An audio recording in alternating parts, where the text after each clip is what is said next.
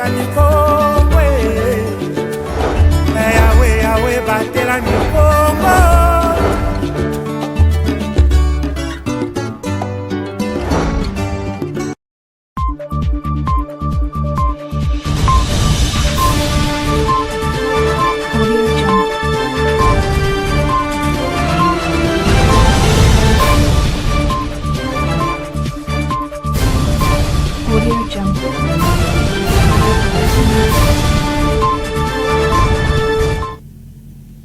Très heureux de vous revoir nombreux devant vos postes télévisés pour le compte de cette session d'information. Mesdames et messieurs, salutations spéciales et bienvenue. En mission de travail dans la province du Congo central, une délégation du Fonds social de la République a été reçue par le gouverneur de province Grace Nkwanga Maswangi Bilolo le mercredi 5 août 2026 dans son cabinet de travail à l'hôtel Gouvernorat au cœur de l'ère du change, le préparatif du lancement de la campagne agricole 2026-2027. Les détails dans cet élément. Suivez. La République démocratique du Congo dispose de plus de 80 millions d'hectares de terres arables, un potentiel exceptionnel qui pourrait faire d'elle de principaux acteurs agricoles du continent africain. Pourtant, ces secteurs demeurent confrontés à de nombreux défis, notamment la faible mécanisation, le manque des infrastructures rurales et plusieurs d'autres difficultés. La présidence de la République veut briser cette malédiction. À cet effet, une délégation du Fonds social de la République démocratique du Congo, conduite par Rodi Diabanza, chef du projet d'appui aux chaînes de valeur en soutien au programme de transformation agricole, séjourne dans la province du Congo central pour le lancement officiel de la campagne agricole 2026-2027. Elle était reçue par le gouverneur de province, Grace Nkwanga Maswangi Bilolo, dans son cabinet de travail le mercredi 5 août 2026. Le chef de l'État a réfléchi à concevoir ce grand programme de transformation de l'agriculture en RDC. Et le focus est surtout sur le ménage agricole. Parce que nous sommes dans une approche ménage. On cible les agriculteurs, nous devons travailler avec les ménages agricoles. Chaque début de la campagne agricole, nous descendons en province pour identifier les probables collaborateurs ou agriculteurs, partenaires agricoles avec qui on travaille. Mais on ne peut pas faire cette activité sans pourtant passer voir le gouverneur. Et d'ailleurs, il a promis d'accompagner l'équipe d'émission parce que lui-même va se rendre sur le terrain. Bientôt là, il sera avec une équipe du fonds pour aller voir le travail que nous faisons sur le terrain, identifier les agriculteurs, les probables sites sur lesquels nous allons travailler dans le cadre de la campagne agricole qui arrive. Notons que le Fonds social de la République est un établissement public rattaché à la présidence de la République.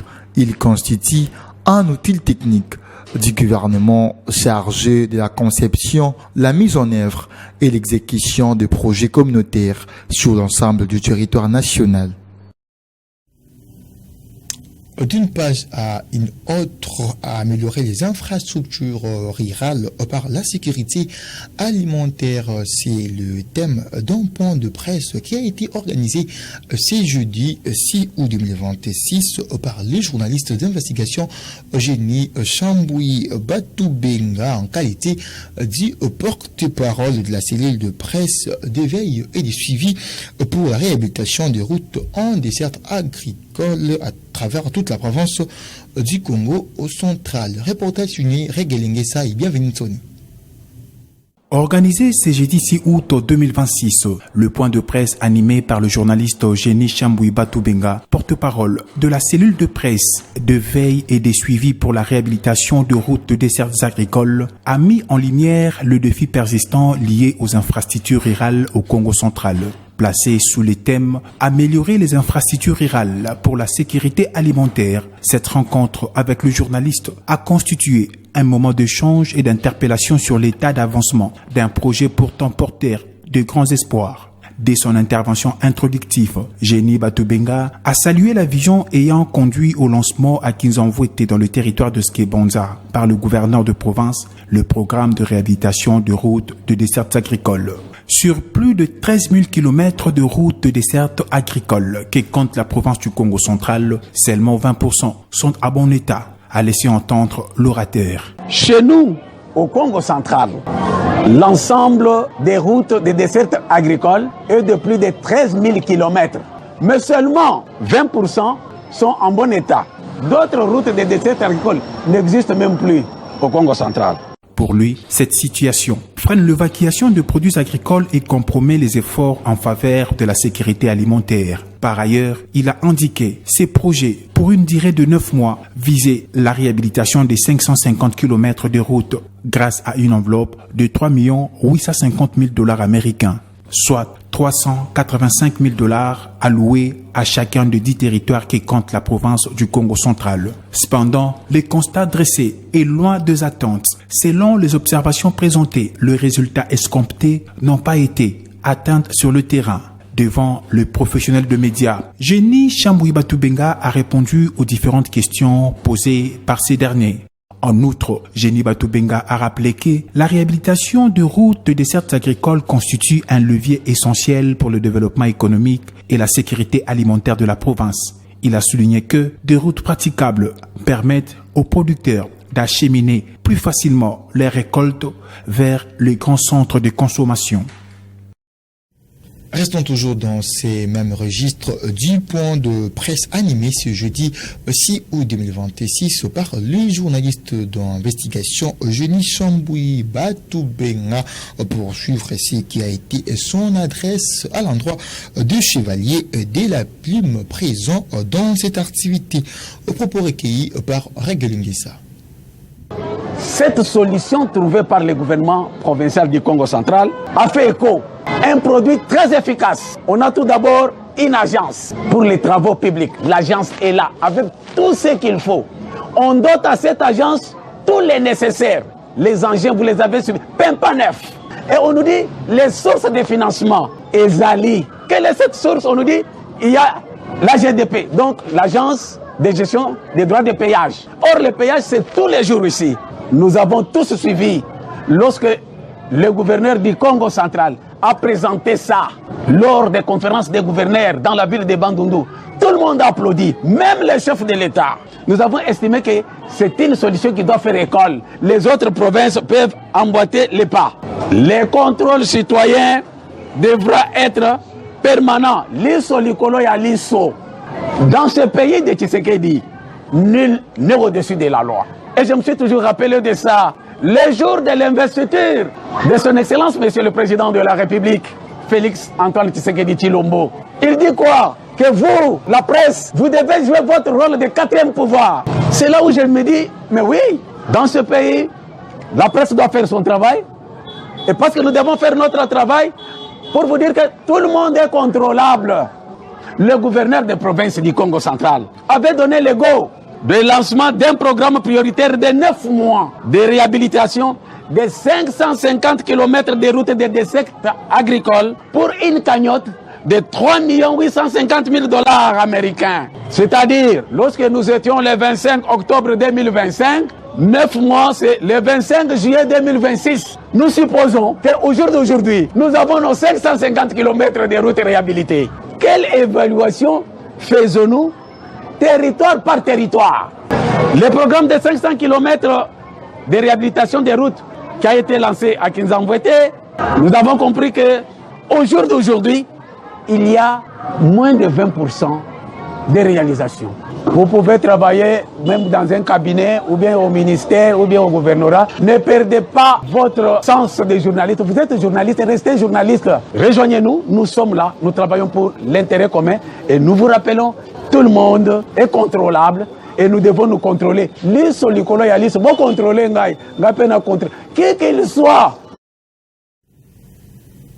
Autre chose à présent, la route nationale numéro 1 a été le théâtre des accidents de circulation ce jeudi 6 août 2026. Le premier accident s'est produit dans la matinée à l'artère du village Ntsele, près de la cité de Kisontou, dans le territoire de Madimba. Selon Congo Actu, il s'agissait d'une coalition évitée de deux véhicules de de gros tonnage. Quelques heures plus tard, un second accident est survenu après la cité de Lukala. Un camion poids lourd de marque Shackman s'est retrouvé à travers la chaussée, bloquant ainsi totalement la circulation à des sens. D'après le témoignage recueilli sur place, le chauffeur aurait perdu contrôle de son véhicule. Certains témoins évoquent une possible consommation d'alcool.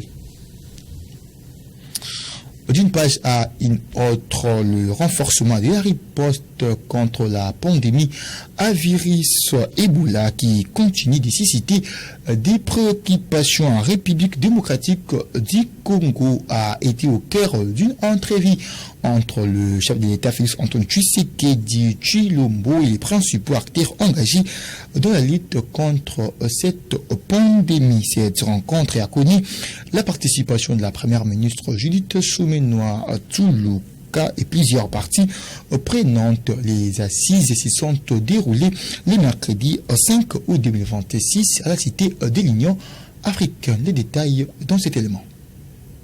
C'est une réunion de crise dictée par la persistance de la maladie à virus Ebola souche Bundibugyo qui continue à sévir en Ituri et dans quelques territoires de l'est du pays. Autour du chef de l'État étaient réunis d'une part le directeur général de l'OMS, Organisation mondiale de la santé, Dr Tedros Adhanom Ghebreyesus, le directeur de CDC Africa, Jean Kasseya et ses équipes et d'autre part la première ministre Judith Suminwa et quelques membres du gouvernement impliqués dans la riposte. Après près de 2 heures d'analyse de la situation sur le terrain, tous ont admis que la persistance des mauvaises pratiques sur la manipulation des cadavres participe à cette propagation. Des mesures ont été prises, impliquer toutes les couches de la population à la sensibilisation. Il faut reconnaître que des progrès ont été réalisés sur le terrain, certes, mais le virus va à une vitesse plus vite et nous sommes en train de vouloir rattraper la vitesse que prend le virus. Et son excellence, Monsieur le chef de l'État a insisté que pour maximiser nos chances de réussite, nous devons faire la lutte au niveau communautaire, c'est-à-dire impliquer les communautés.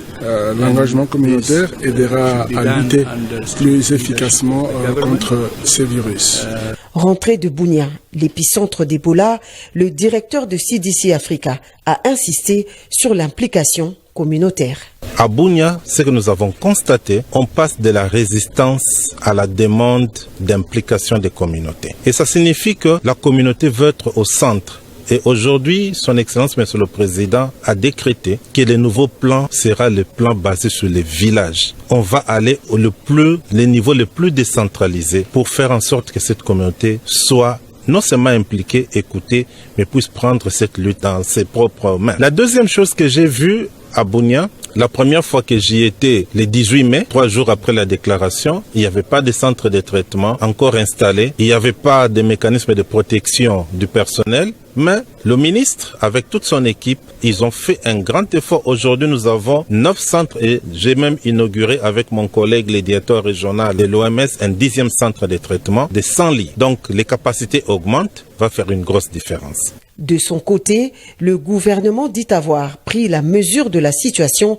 pour juguler cette crise sanitaire. Au-delà des moyens financiers mobilisés, il y a la sensibilisation communautaire. Le ministre Roger Kamba a rassuré que le personnel médical est aligné sur le barème du ministère de la Santé. La grogne des hôpitaux a déjà trouvé solution.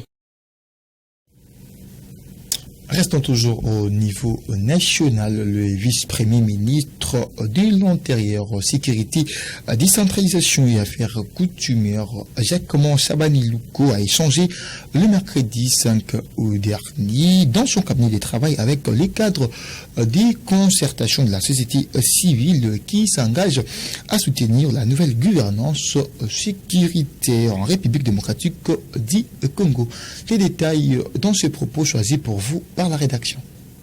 Nous sommes pleinement satisfaits de l'échange que nous avons eu avec son Excellence le vice-premier ministre de l'Intérieur. Étant donné que nous sommes le cadre de concertation de la société civile, nous nous sommes donné comme priorité de renforcer ce dialogue et la concertation entre la société civile et le gouvernement. Et nous avons commencé par le ministre de l'Intérieur, étant donné que nous sommes plus avec nos collègues des provinces, de toutes les provinces de la RDC, où nous nous sommes retrouvés dans une grande réunion de refondation et de renforcement du cadre de concertation. Donc, la réunion d'aujourd'hui tient à ce renforcement du dialogue et surtout de présenter notre disponibilité en tant que cadre de concertation au niveau des provinces, au niveau national, à collaborer avec le ministère de l'Intérieur, surtout sur les plans de la sécurité. Et il a été très réceptif et il nous a donné même des pistes de collaboration sur lesquelles nous pouvons lancer notre action avec lui.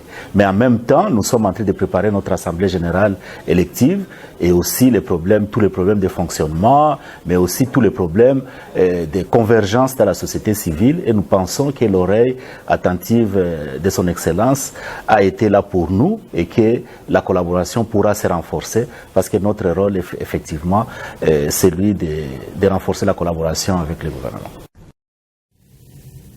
Nous sommes arrivés à la téléphase de cette session d'information. Messieurs et dames, si vous avez aimé, dites merci à l'équipe technique et rédactionnelle. Quant à moi, on se retrouve prochainement et au revoir.